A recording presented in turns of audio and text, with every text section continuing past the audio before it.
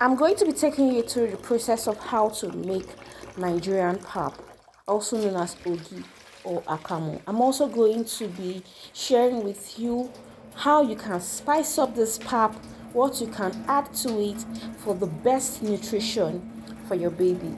Additionally, I'm going to be sharing with you the benefits of this pap.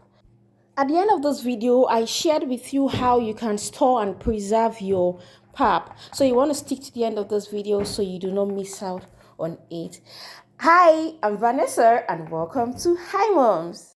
And so without further ado, let's jump right into the video. I have my corn, I pour it into a pot and I pour in water that would be of a good quantity, and then I cover the pot.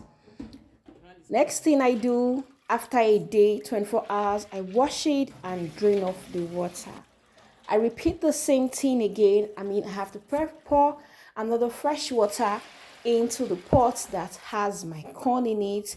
By the way, in the description box, I'm going to be writing down the quantities I used in everything during this preparation. Okay, so after sitting for another 24 hours, that's 48 hours in total, I wash again and drain off the water, and then this time around I add my millet and Guinea corn. Of course, the quantity I used is also going to be in the description box.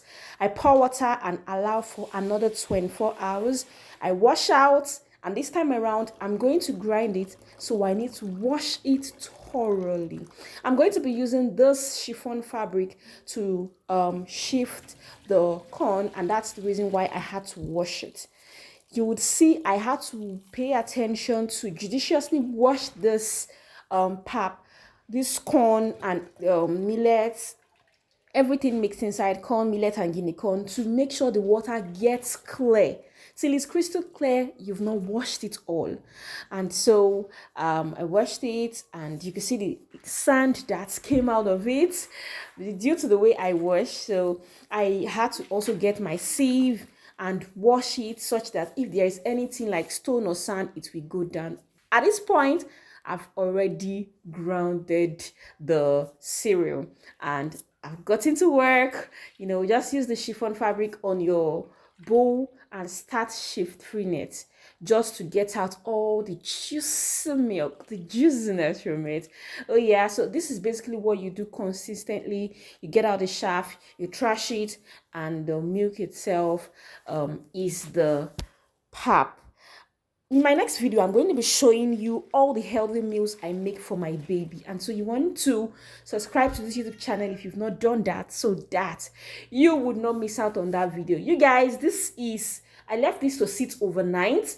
And if you can see very well that it's demarcated, the upper part has water and the lower part is the real pap sitting below. You can rewind back if you did not really get it, but I had to show you from the plastic itself to see that there is a demarcation. The real pap has settled and the water is at the top, and so you drain off carefully. Of course, everything will not drain off completely. I have my bag. Usually you can use a pillowcase, a thick pillowcase, and that's exactly what I have, where I'm going to turn this pap that I have been able to make. Quickly, let me tell you the things you can add to make your pap yummy and juicy. Add banana, you can add egg, you can add strawberry, you can add dry fish, you can add crayfish. All of these things, you need to blend them and add to your baby. And if you're just introducing this for the first time, try and add them in small quantity to see how your baby reacts to it. So this is my pap now. I turn into my bag, and of course the remaining water will come out of it. I just tied it very well and allowed it to sit. You guys, let me quickly tell you the benefits of pap. You see, feeding baby pap alone can actually lead to malnutrition, and that's the reason why it's good to fortify your pap with all of those additions I mentioned earlier. One of the benefits of pap is that it's a good source of energy. It also helps to regulate blood pressure because it's rich in potassium and has zero sodium.